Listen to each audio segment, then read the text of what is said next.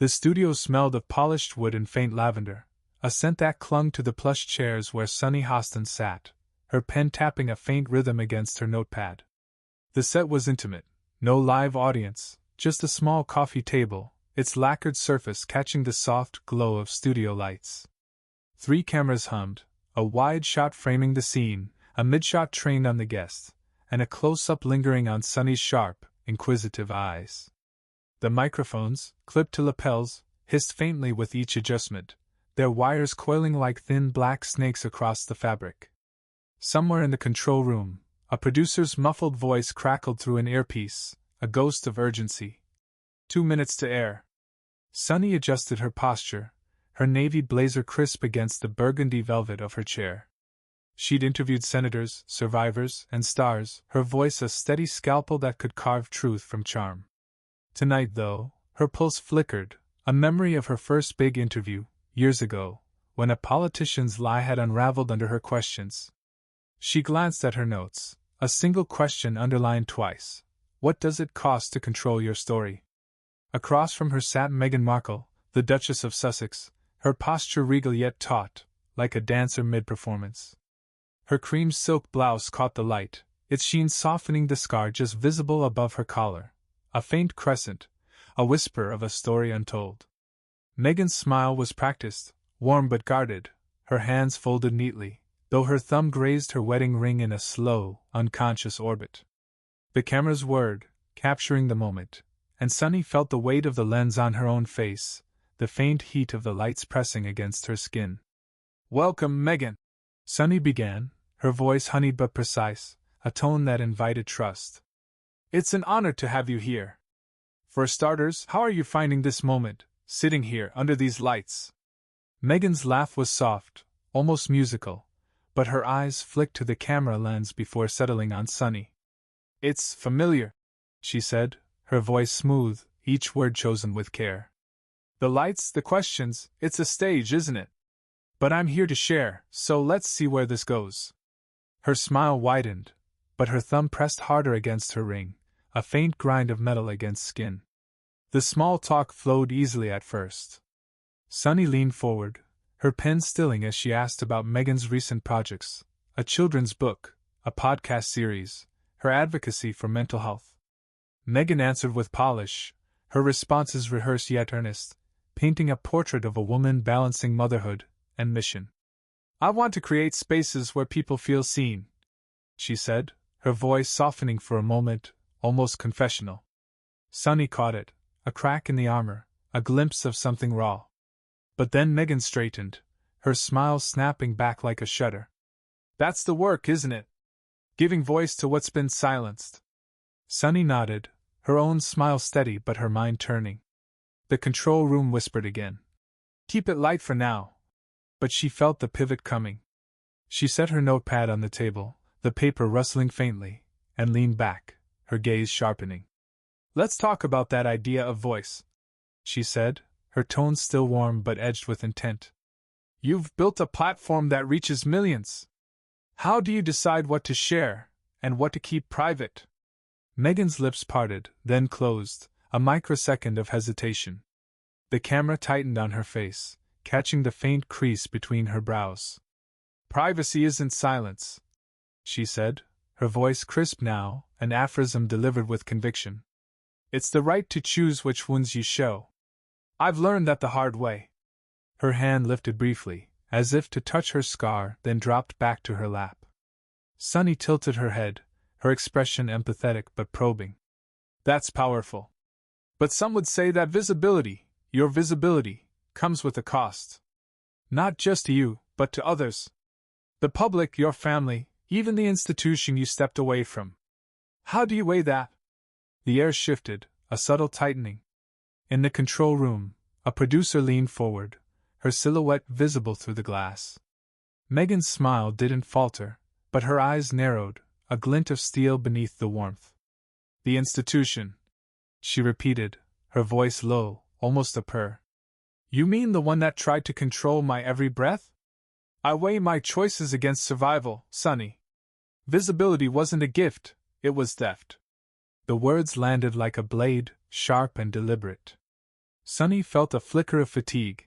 She'd heard deflections before, but this one carried weight, a truth wrapped in defiance.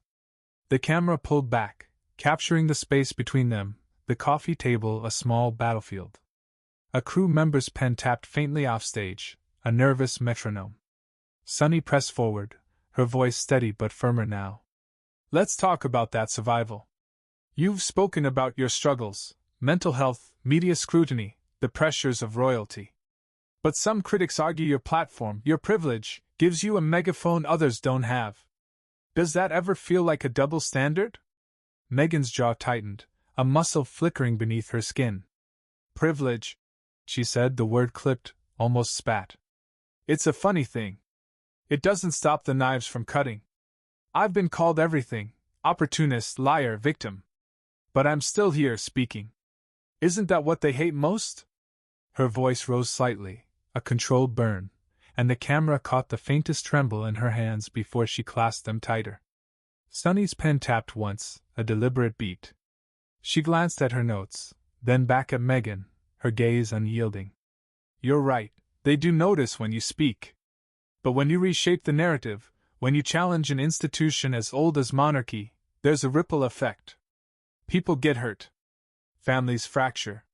Do you ever pause to consider the collateral damage? The studio seemed to contract, the hum of the lights louder now, a faint buzz in the silence. Meghan leaned forward, her eyes locked on Sunny's, her voice dropping to a near whisper. Collateral damage? She said, each syllable a dart. I was the one bleeding, Sunny. I didn't start the war. A producer's phone screen glowed briefly in the shadows, capturing the moment. The camera lingered on Meghan's face, her lips pressed tight, her scar catching the light like a faint accusation. Sunny felt the weight of the room, the unspoken question, how far do I push? She thought of her own career, the times she'd been told to soften, to smile, to let the guests win. But this wasn't about winning, it was about truth. She leaned forward, her voice low, almost intimate, but laced with steel. Meghan, you've built a life on authenticity, on telling your truth. But when does that truth become a weapon? When does it stop being about healing and start being about settling scores? The words hung in the air, heavy, unyielding. The camera tightened on Meghan's left eye, catching the flicker of something, anger, hurt, or both. Her breath quickened, a sharp intake that made the microphone wire sing faintly. Her hand gripped the arm of the chair, knuckles whitening, and the velvet creaked under her weight as she shifted forward. The studio held its breath, the lights humming, the control room silent. Meghan's breath caught, a sharp hiss that made the microphone wire tremble. Her knuckles, pale against the burgundy velvet of the chair, tightened until the fabric groaned. The studio lights buzzed faintly, their glare pinning her scar, a crescent-shaped whisper above her collar, into sharp relief. Sunny Hostin sat opposite, her navy blazer crisp, her gaze steady but not unkind, the weight of her last question.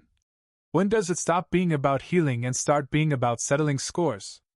Still hanging like smoke. The camera lingered on Meghan's face, its lens a cold, unblinking eye. For a moment, no one moved. Then Meghan's chair scraped, a low, grating sound that sliced through the studio's hush. She stood, her cream silk blouse catching the light as she unclipped her microphone with a single, precise motion. The wire clattered against the coffee table, a metallic ping that echoed in the silence. You want truth? She said, her voice low, almost a growl, but laced with something raw, almost wounded. Truth isn't a weapon, it's a scar. And I'm done letting you pick at it. Sunny's pen stilled, her fingers tightening around it. She'd pushed hard, harder than she'd meant to, and now the air felt brittle, ready to crack. Don't flinch, she told herself, though a memory flashed. Her mother's voice, years ago, warning her about the cost of speaking too plainly.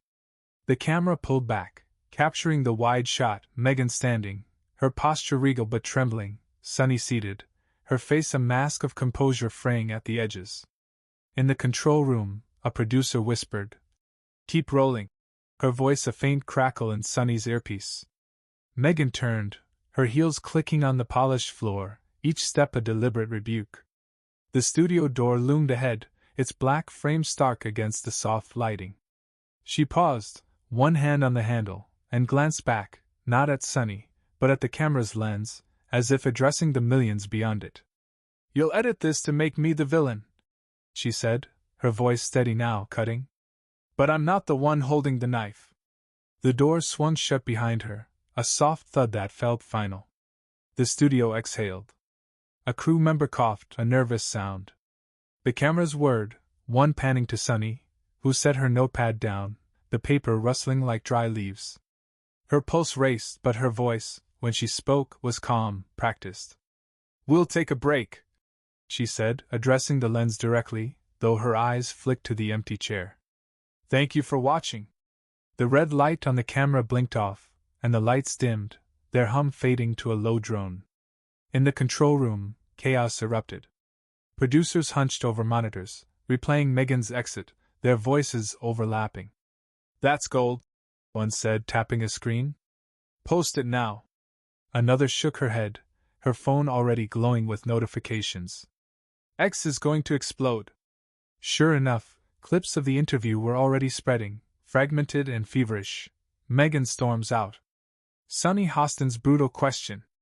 Hashtags bloomed. Hashtag Duchess versus host. Hashtag Meghan walkout. Alongside screenshots of Meghan's scar, her clenched fist, her final glance at the camera. Sunny stayed seated, her hands folded, though her thumb traced the edge of her pen, a nervous tick.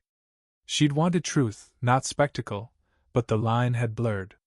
A production assistant approached, offering water, but Sunny waved her away, her mind replaying Meghan's words, "I'm not the one holding the knife." She thought of her own career, the tightrope she walked as a black woman in media. Too soft, and she'd be dismissed. Too sharp, and she'd be vilified. Had she crossed a line? Offstage, the crew murmured, their glances darting between Sunny and the door Meghan had vanished through. A phone screen lit up in the shadows, a crew member scrolling X, where the narrative was already splintering. Some posts praised Meghan's defiance. "She's reclaiming her story. Good for her."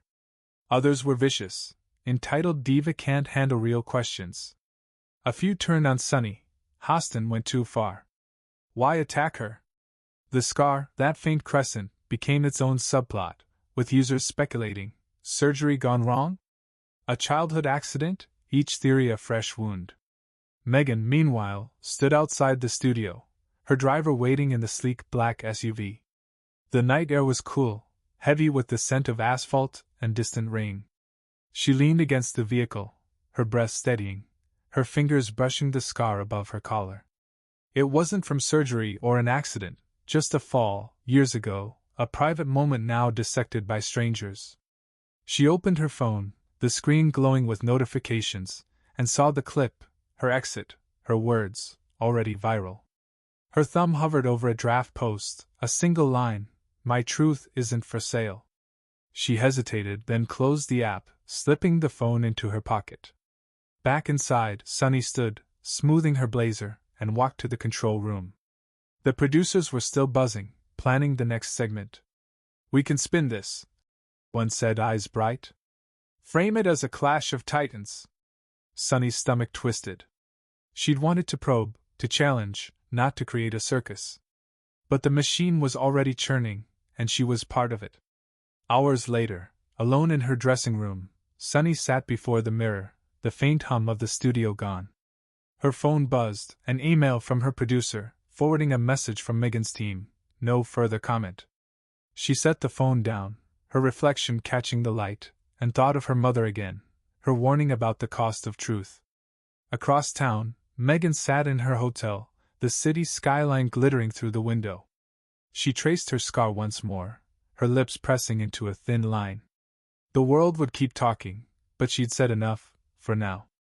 The fallout would linger. X posts multiplied, some calling Sunny a hero for holding power to account, others accusing her of bullying a woman already battered by scrutiny. Meghan's silence fueled the fire, her absence louder than words. But in that moment, in their separate corners, both women carried the same weight, the cost of being seen, the price of speaking. Neither had won, but neither had surrendered. The story wasn't over. It never would be,